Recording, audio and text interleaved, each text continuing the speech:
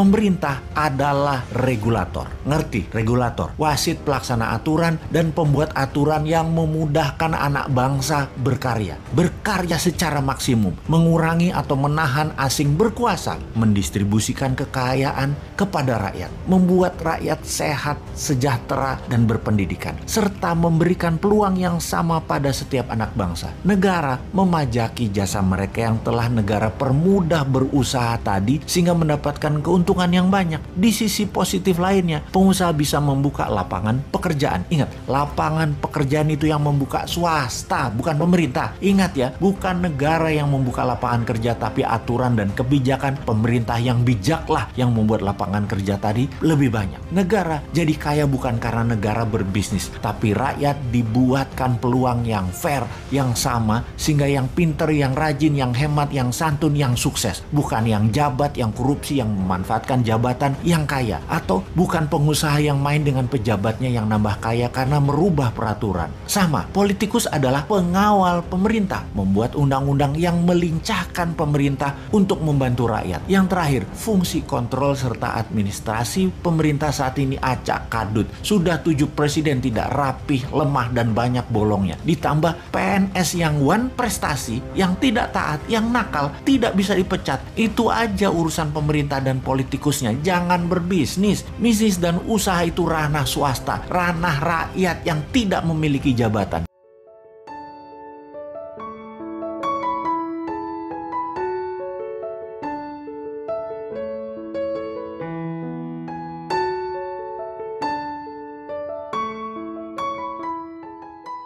Ketika kita mengetahui triliunan rupiah uang APBN dibuat nomboki BUMN rugi, hal ini membuat murka banyak warga Indonesia. Yang lebih heran lagi adalah dia yang teken peraturan pemerintahnya, dia juga yang mengkritik BUMN. Enak bener dapat bantuan equity dari pemerintah. Ini sering banget begini. Yang melakukan dia, yang mengkomen dia, yang mengkritik dia yang punya jabatan sekarang selama 7 tahun. Kemarin dia mengkritik tambang itu milik Indonesia. Kok yang mengambil keuntungan asing sih? Kok enak BUMN rugi dibayarin APBN? Nah, ini komen bikin bingung. Lah, lu yang jabat, lu yang nanya, lu yang salahin pemerintah, lu sendiri yang melakukan pembiaran bahkan di zaman jabatannya. Nikel dikeduk habis-habisan. Asli gue bingung dah sama lu pade. Gini deh, sudah berkali-kali kita mengatakan new mind anti negara berbisnis. Biar swasta saja yang berbisnis. Namun pemahaman ala komunis sosialis bahwa negara berbisnis itu jauh lebih baik dan lebih menguntungkan dari swasta berbisnis telah masuk ke pikiran bawah sadar banyak orang sehingga tidak kritis lagi berpikirnya.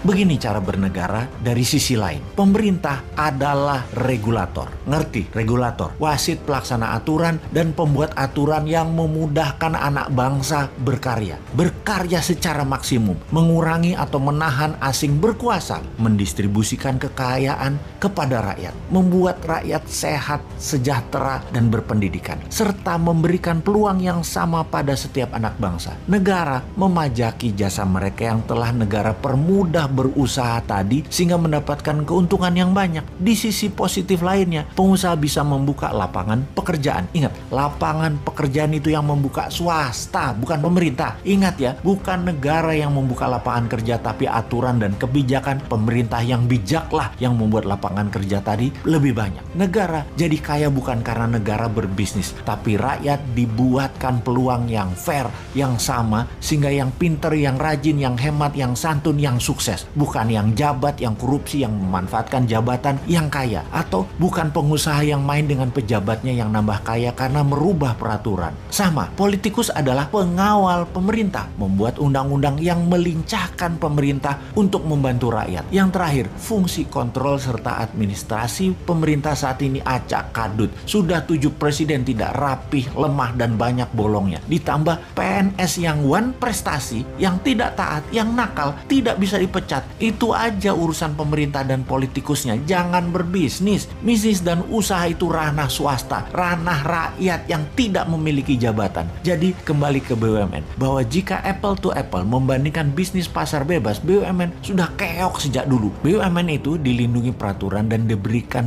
banyak kemudahan, tapi tetap nggak jalan dengan bagus. Ya, memang nggak bisa berbisnis, tidak humble si pejabatnya. Rakyat jadi pasarnya BUMN, modalnya dari pajak rakyat. rakyat. Keuntungannya terbanyak hanya untuk segelintir orang pejabat dan komisarisnya saja. Jadi ketika diumumkan salah satu BUMN rugi 90 triliun dan akan menjual 6 ruas jalan tol, banyak yang tidak peduli juga masyarakat dengan info seperti ini. Juga banyak juga yang tidak mengerti kenapa rugi, padahal masuk tol kita semua bayar. Banyak yang heran. Tetapi kalau swasta, sungguh perusahaan BUMN itu sudah pilot dari dulu-dulu. Tapi kalau BUMN di bailout pakai APBN, pakai pajak rakyat, ya bubar.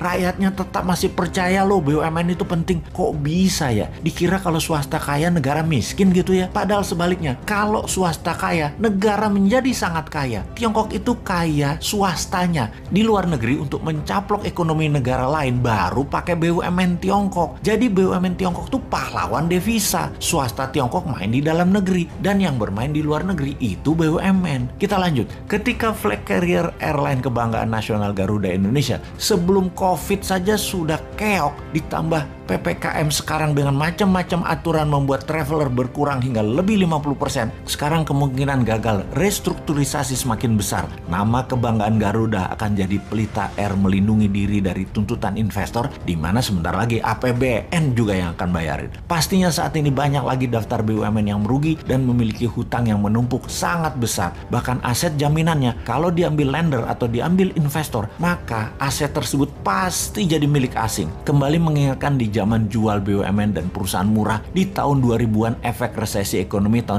97-98 yang dijual murah di zaman Bu Mega. Sungguh kayaknya bakal tergade lagi nih aset negara lewat BUMN yang salah kelola. Enggak ding, ternyata pilihannya adalah dibayari pakai APBN walaupun rugi dan terbukti jajarannya nggak bisa kerja. Tenang, ada pajak yang galak buat membayari apapun perbuatan orang yang di atas walaupun goblok. Ketika ada berita di media untuk menjadi dirut BUMN bisa membayar 25 miliar, ini adalah sebuah nilai untuk jual beli jabatan direksi BUMN. Hal ini mengejutkan. Segitu parahnya kah korupsi di BUMN? Kembali pernyataan seperti ini akan menggugah rasa nasionalisme sebagian warga negara yang NKRI. Namun yang mencintai buta pemimpin tertinggi dan yang kagum dengan pejabat serba bisa akan biasa-biasa saja membaca berita tersebut. Sungguh, kalian, wahai warga Wakanda, di mana sih nurani kalian itu? Pandora Papers, BUMN banyak yang bangkrut, ekonomi tidak tumbuh baik, neraca perdagangan minus, tekor dibanding dengan negara Tiongkok yang dipuja-puja. Sumber daya alam habis dikeduk, pejabat berbisnis, APBN tekor 800 triliun di tahun 2022 nanti. Kalian masih berkata kadrun pasti yang anti pemerintah yang paling salah. Segitu gampangnya Anda digeser matanya, bukan melihat kesalahan pejabat penguasa, malah bisa dialihkan dengan buzzer urusan yang salah yang lainnya, yaitu kadrun.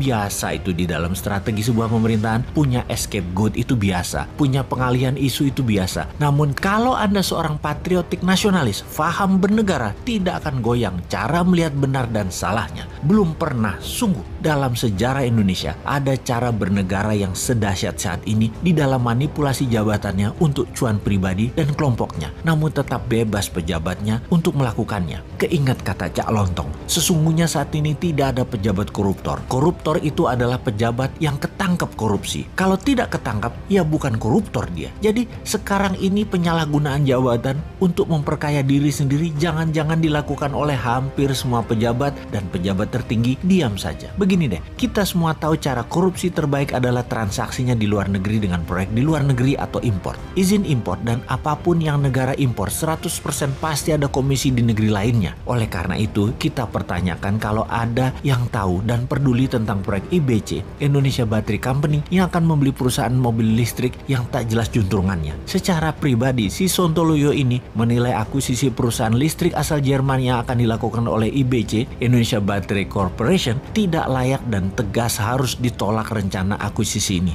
Maaf, siapa juga gue ya? Perusahaan tersebut yakni Street Scooter yang akan diakuisisi oleh Odin Automotive, perusahaan yang didirikan di Luxembourg. Banyak hal yang janggal dengan pembelian senilai 170 juta dolar tersebut, apalagi kalau bertujuan untuk membangun ekosistem kendaraan listrik dalam negeri. Mobil listrik itu banyak pemainnya, kenapa nggak yang nama besar sekalian? Kalau nama kecil atau nggak jelas, di dalam negeri juga banyak pemainnya. Kasih duit 2,5 triliun, langsung jalan itu perusahaan. Lupa, nggak bisa dimainin harga dan komisinya ya kalau lokal. Oh iya, maaf.